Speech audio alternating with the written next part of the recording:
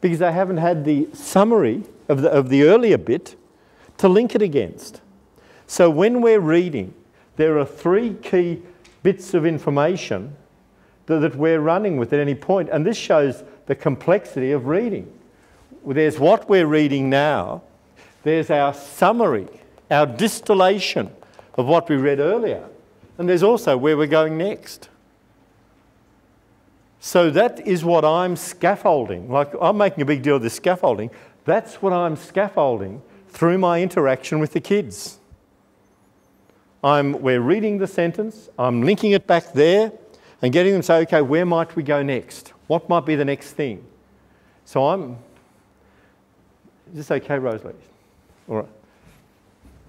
Okay, and then I've just got an activity where I was thinking we've already done the practicing the summarising.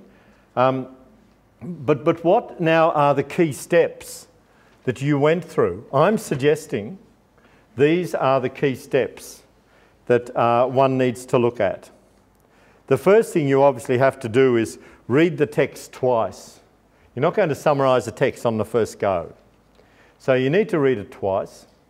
And probably the first thing you've got to do is to pick out what the details are. You know, what are the details in the paragraph? And then you've got to say, well, okay, what are the main details? Because some details will be examples of others. Some details will be repeated. Some will be included in others.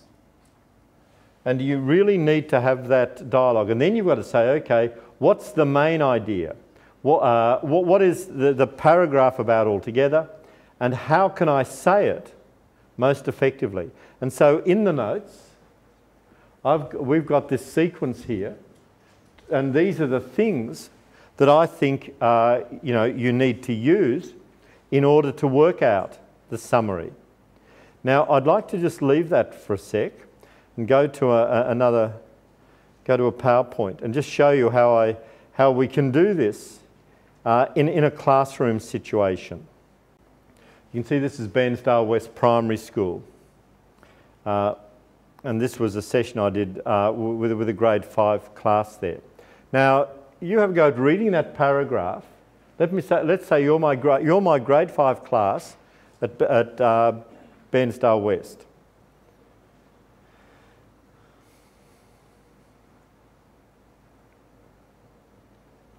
What's that about? What's the main idea there? Sorry? He's the best fighter. Is it he's the best? He's the best fighter?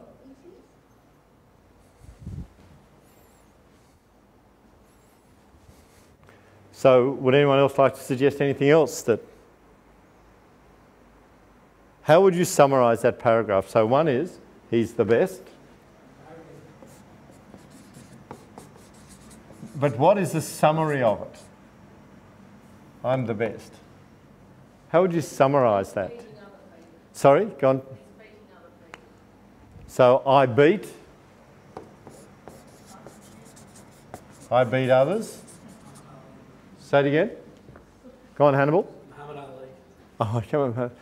But see, for me as a teacher, I'd say that's not a summary. The fight's okay. This is different. The fight is about to start. Now, what I did with this was I went through it with the students. We talked about it, and again, it was a small group of about 8 or 9 kids. And then I had my what I thought it was come in, meeting my opponent. And we talked about how did that compare with what they suggested? And how would we go about working on it further? And there is real value in doing something like this while the children are learning how to summarise. Because we can, if I'm doing this on a whiteboard, not on a board like this, but if I were doing it on a whiteboard, I could be underlining things, drawing links and saying how are some things contained in others. Okay, the next bit.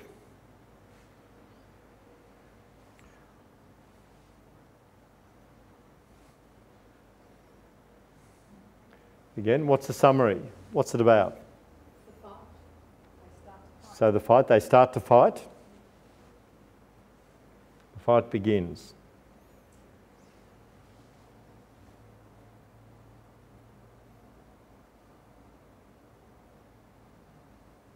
The fight continues. Is this the fight continuing? He reevaluates his strategy. Well, you're allowed to change your mind, little Shirley, grade 5. Okay. But you can see the value of doing it like this, where we're all working on the text. You all could be talking about in your group. And then, okay, let's see. And if I were doing this on interactive whiteboard, I could be listing everyone's, each group's go. My plans, my tactics, my strategy for the fight. Okay.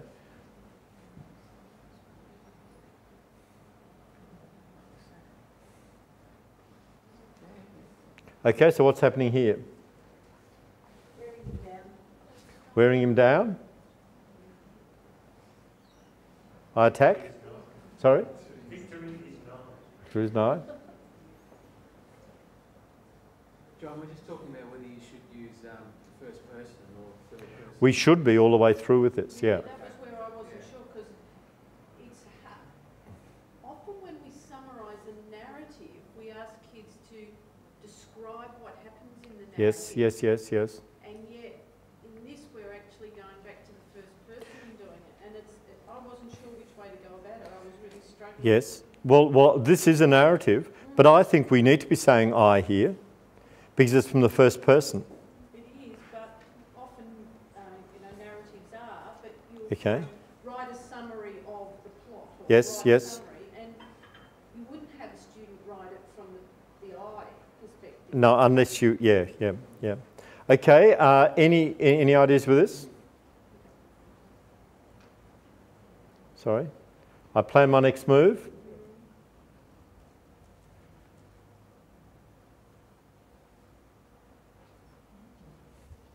What's this?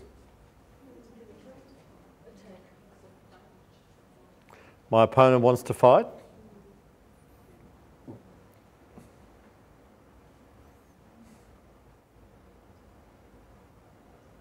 What's this about? So, I win.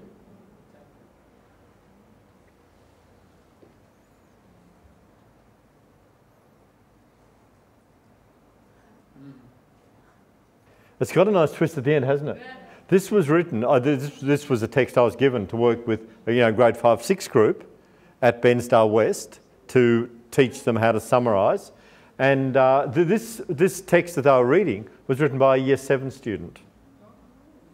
It's called Victory, and it won a prize. Okay, so we had the kids do that. That was the first part of summarising. And then we wanted to summarise the whole thing.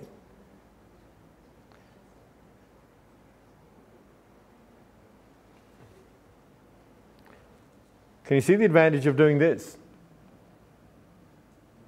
See, there's all the bits. Now we put them together. What is this a summary of?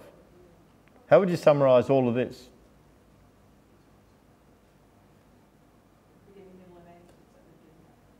Yep. So how? Summary of each paragraph. Yes, and how would you? What would be your summary? So how you know? What's the narrative structure? Yes. Yes, and so what did you say? Well, what did you want to say? You said something. Oh, just the beginning. Well, yeah. Sorry. Yeah. Anyone else want to say anything else? How to defeat a human being. How to defeat a human being, or how if you're going to, my fight. Okay. Well, one kid said, I fought and won. There were 6 words he said in a 6-word sentence that basically summarised it. Now, in terms of summarising this, what do we need to look at? The damn thing will go. Okay. Now, sorry. Would this, and this is what I raised with the kids, would this be a good summary? A lion and a man in armour fought, the lion won. Does that capture what that story was about?